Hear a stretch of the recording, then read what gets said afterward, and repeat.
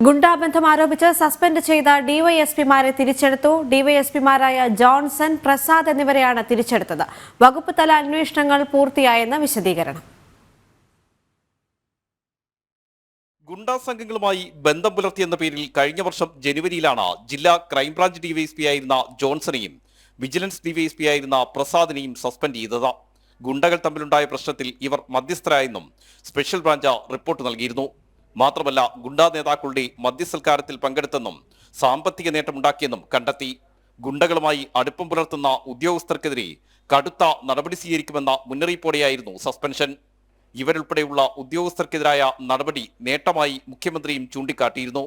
എന്നാൽ അന്വേഷണം പൂർത്തിയായെന്ന പേരിലാണ് 2 ഡിവൈഎസ്പിമാരെയും ഇപ്പോൾ സർവീസിൽ തിരിച്ചെടുത്തിരിക്കുന്നത്.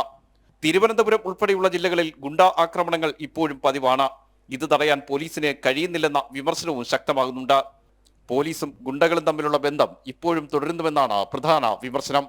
ഇതിനിടെയാണ് ഗുരുതരമായ കണ്ടെത്തലുകളുണ്ടായിട്ടും 2 ഡിവൈഎസ്പിമാരെ സർക്കാർ തിരിച്ചെടുത്തിരിക്കുന്നത്. ജനം, തിരുവനന്തപുരം.